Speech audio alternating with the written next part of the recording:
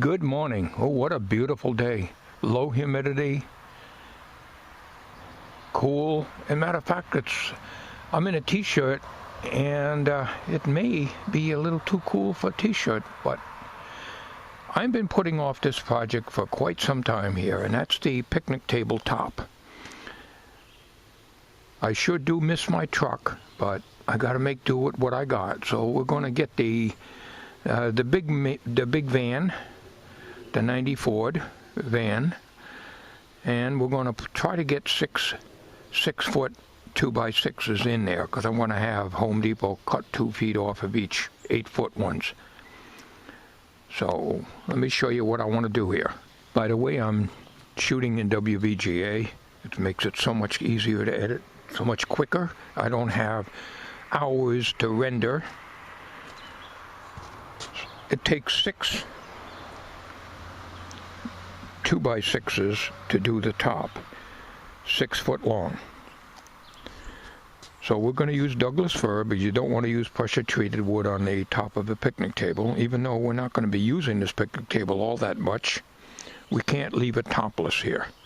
So I took out some stuff off the top here. These are dryer sheets. We had mice in here, and they, so I just spread dryer sheets out here.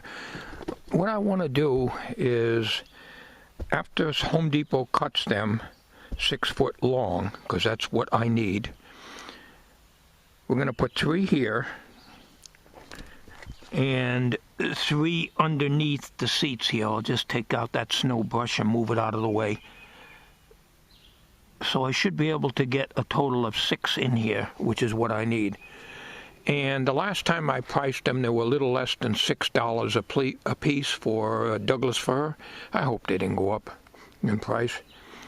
So I'm basing my finances on $6 a piece. They were like $5 and change before when I checked last year. So we're not going to videotape going into Home Depot, but I will videotape when I get them loaded up. And then we're going to start this project today. Then I was going to use boiled linseed oil, and I might still do that, maybe on the bottom, maybe on the whole thing, I don't know. Unless I can find some oil-based paint that I can put on it. I got the wood now, I'm having to mix up the paint.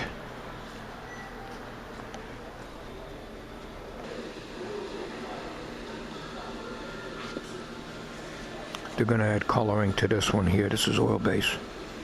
What she did is she took a sample of the $10 a gallon, the number 9 that I usually use to match the color.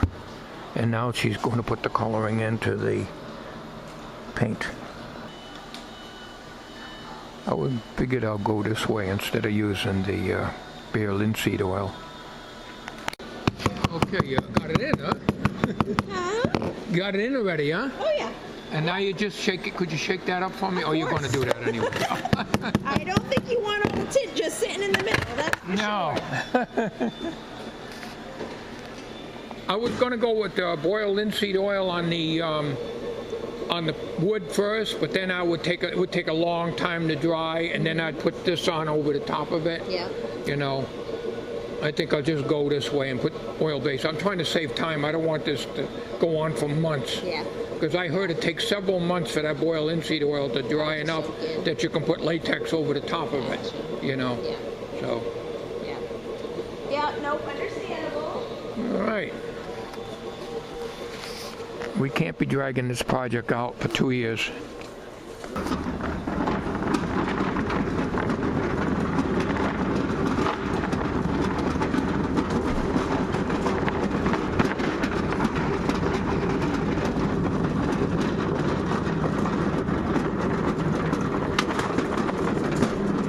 $36 for the wood.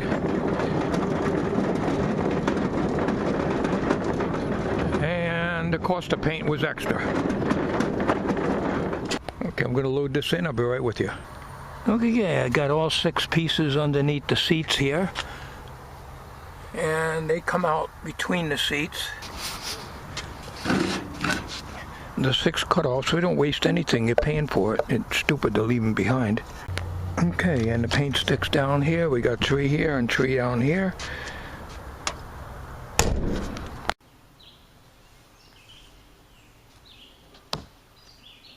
Well,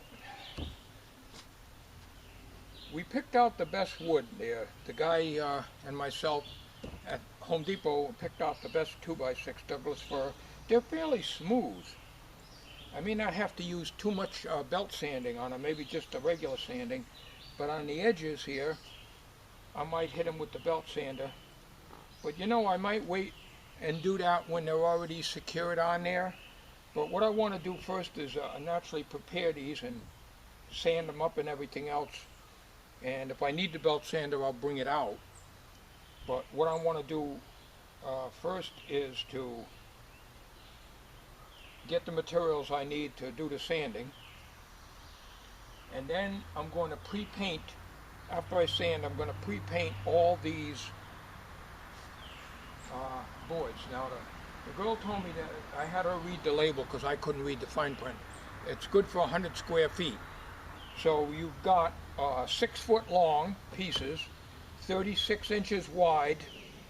On both sides you're going to do it, and then the edges, and she told me there should be enough. So I'm not good at figuring things like that. So I think there would be enough. I just paint all the wood before putting it on. Now this is oil-based, so it'll take a while to dry. That's fine. I chose not to use the boiled linseed oil because from what people have been telling me, you have to let it sit for several months. I mean, I'll be into winter again. Come on now. So we're going to have to do it this way.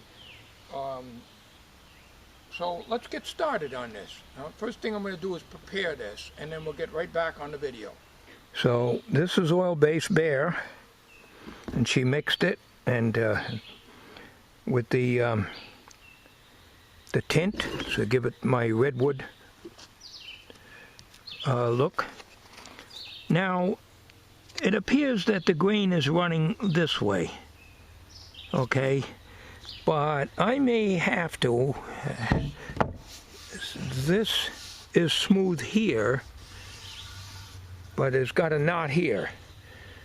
Now I had them cut the worst ends off, and that's what you're looking at here, these pieces here and these over here. There's a total of 6 of them, the cut-offs from the original full-length 2x6. So this is not good here. So in spite of the way this seems to want to run this way, this is the best part, the best side I should say. So we're going to have to mount them that way. And that goes for the rest of them too. This is a knot here and a knot here. There's knots here too, but they're not too bad. They could be filled in. You can't get perfect wood. Now if I was to get pressure treated, they're really bad. That's why I didn't use them on my deck. I used Douglas fir, and that's what this is. So enough talk. Let's get these prepared and sanded and pick the best side. And then we're going to proceed to paint the whole thing. So I probably will not, in fact I'm sure I will not get these on to the table today. Oh, I didn't see this. Thought I inspected them good. It's kind of like a split there, and this is moving. Just a little bit. So we're going to have to nail that with a small brad. You don't pre-drill that. Well, put a small brad in there, finishing nail, because when I get the belt sander on this and I hit the edges, I could knock this whole piece right out of here. Okay, I have a finishing nail countersunk in there. So I really didn't want to lift this to try to get glue in it because it really wasn't loose. It was just split here and over here. So I think you can see it. Yeah, you may not be able to see it, but anyways, at least it's not going to come off. I might round these edges off after I get the boards on the picnic table. In other words, all 6 planks are on the picnic table, then I'll take the belt sander and go around like this. The reason I was going to do it the other way is because I could get at this part here and round this a little bit, but that's not a big deal. The first thing I want to do is to sand whatever's needed to be sanded. Like this particular one here has a knot that's very sharp, and it can give you a sliver. So I might have to use this side, and that's a knot too, but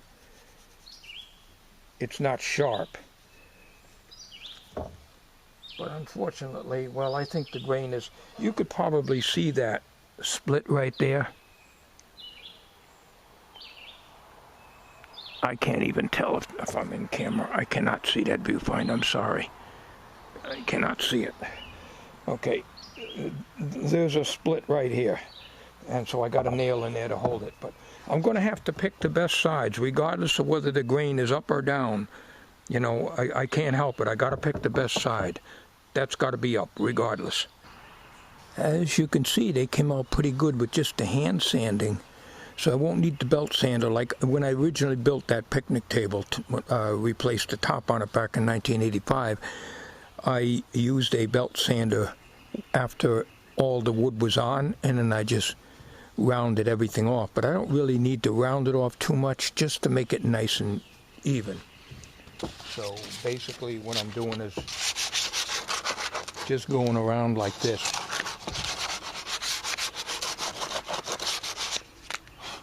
That's pretty good. This is the bottom. Off camera as always. Yeah, okay. This is the bottom, but of course what's going to happen, and I've done this before, I mark the part that I want away or not facing, and I ended up painting over it, which I have to do, and then putting the wrong side up. So that's going to be a little problem, but I have to identify this is the bottom here on this one, because it's pretty bad here.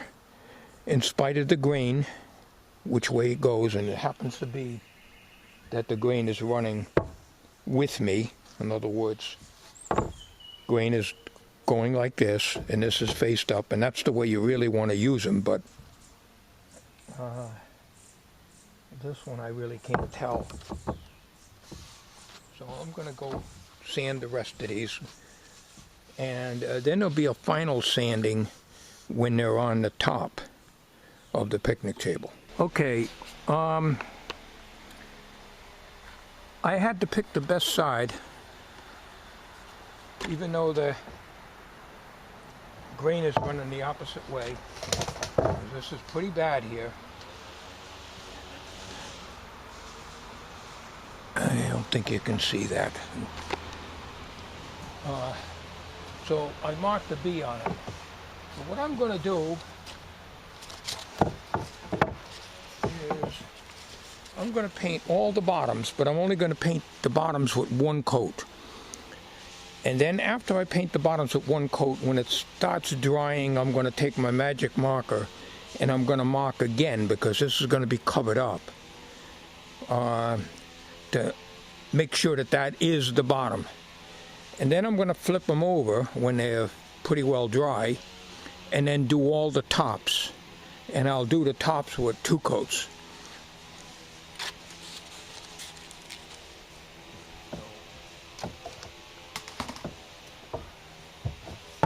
All the bottoms are now marked.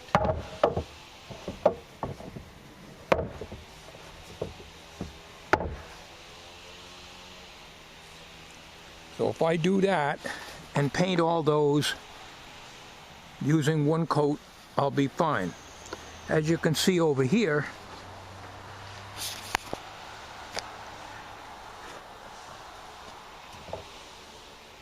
even though this grain wants to run the other way, I can't put this side up. So this side's going to be up. So there could be a problem with some of these boards sitting right, but maybe not. So the next step we're going to do now is we're going to paint this. Now, like all painting projects, I speed up the video. It's for entertainment purposes, and it is boring to watch in normal speed. Stay tuned for the painting part.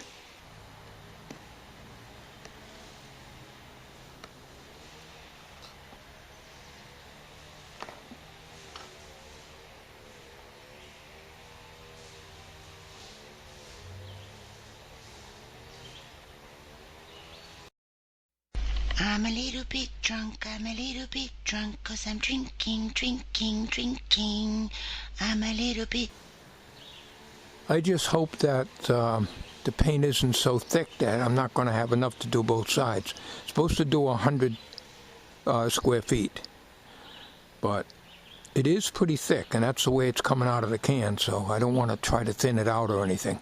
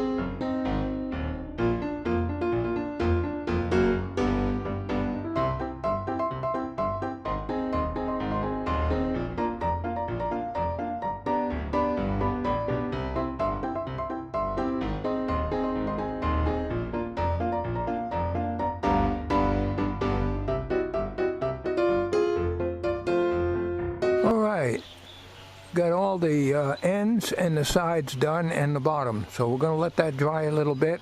Being oil-based, it probably will take all day, but if it dries enough and it's still tacky, I can still turn it over and do the other side and just let that sit overnight, because it doesn't matter, because the bottom side isn't going to be seen anyways. It's more of a wood protector than anything else. Okay, that concludes I guess you can call it part one of the topless picnic table. This is going to dry, and these are the bottoms faced up. And what's going to happen is I'm going to mount them on the picnic table when they're dry, and they're not going to dry till tomorrow, and I have no idea what the weather's going to be tomorrow, but if they're dry, I'll probably attempt to put them on the top of the picnic table and then paint the tops when it's on the picnic table. The edges and the bottoms only have one coat on, but it's a heavy coat and it goes on thick, as I said. Now, I added a little paint thinner to the paint. I touched up a little bit of the railing on my deck, but I couldn't get it all down to bare wood. It was just too much of a chore, too much scraping, even with the belt sander.